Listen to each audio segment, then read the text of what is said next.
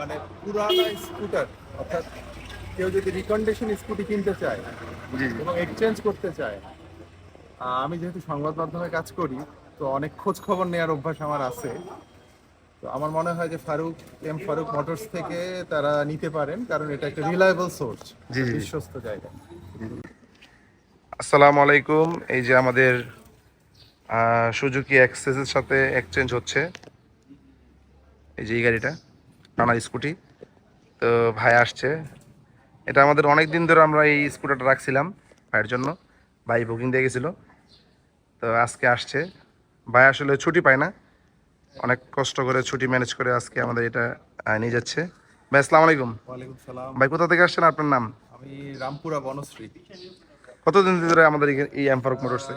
আপনাদের সাথে 4-5 বছরের সম্পর্ক, মানে একদম শুরুর দিক শুরু দিয়ে। থেকে।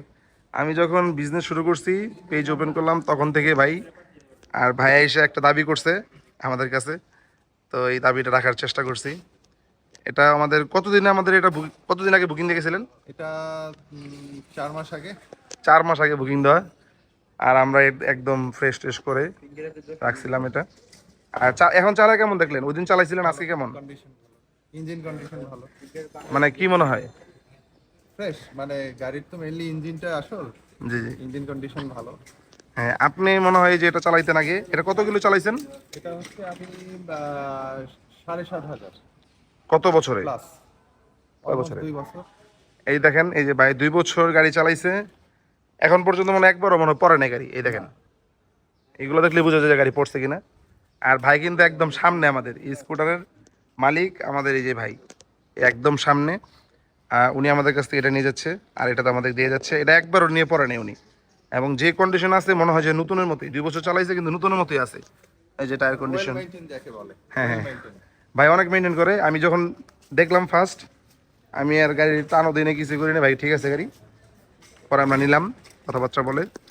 আর সুজুকি অ্যাক্সেসটা ভাই, আপনার কি পছন্দ ছিল সুজুকি অ্যাক্সেস? আমার পছন্দ। আগে থেকে পছন্দ ছিল?